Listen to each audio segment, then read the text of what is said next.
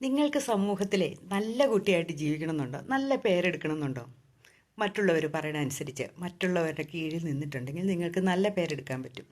അതായത് ഹസ്ബൻഡിൻ്റെ വീട്ടുകാരുടെ ആണെങ്കിലും മറ്റുള്ളവരുടെ ആണെങ്കിലും നാട്ടുകാരുടെ ആണെങ്കിലും എല്ലാം കൃത്യമായിട്ട് ചെയ്ത് ഒരു തെറ്റ് പോലും ചെയ്യാതെ ഒരു അനാവശ്യ വാക്ക് പോലും വായിൽ നിന്ന് വീഴാതെ ഒരു പ്രവൃത്തി പോലും ഒരു നോട്ടം കൊണ്ട് പോലും നല്ലവനാണെന്ന് ശ്രമിക്കുക നല്ലവളാണെന്ന് ശ്രമിക്കാനും ചെയ്തിട്ടുണ്ടെങ്കിൽ അവർ പറയുന്ന കാര്യങ്ങളുമൊക്കെ ചെയ്തു കൊടുത്ത് എന്ത് പണി വേണേലും നമ്മളെ കൊണ്ട് ചെയ്യിപ്പിച്ചൊക്കെ ഇരിക്കുമ്പം അവർ പറയും, ഓ നല്ലതാട്ടോ, നല്ലൊരു പെങ്കൊച്ചാട്ടോ, അല്ലെങ്കിൽ നല്ലൊരു ചെറുക്കൻ കൊച്ചാട്ടോ എന്ന് പറയും.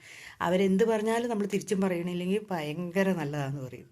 ആ സമയത്ത് നമുക്കൊരഭിപ്രായമുണ്ട്, നമുക്ക് എന്തെങ്കിലും പറയണമെന്നുണ്ട്, അല്ലെങ്കിൽ നമുക്ക് ഇഷ്ടമുള്ള കാര്യങ്ങൾ കുറച്ചൊക്കെ അവർക്ക് ചെയ്തു കൊടുത്തു, കുറച്ചൊക്കെ നമ്മുടെ ഇഷ്ടത്തിനും കൂടെ ചെയ്തു തുടങ്ങിയിട്ടുണ്ടെങ്കിൽ പറയും, ധിക്കാരി, ഒന്നിനും ഒരു വകതിരിവും ഇല്ലാത്തവൾ, അല്ലെങ്കിൽ അവൻ അങ്ങനെയാണ് ധിക്കാരിയാ, അല്ലെങ്കിൽ അവൻ ഏതിനെങ്കിലും അഡിക്റ്റാ, അല്ലെങ്കിൽ അങ്ങനെയാ ഇങ്ങനെയാന്നൊക്കെ പറഞ്ഞ് നമ്മളെ ഭയങ്കര മോശക്കാരാക്കുകയും ചെയ്യും.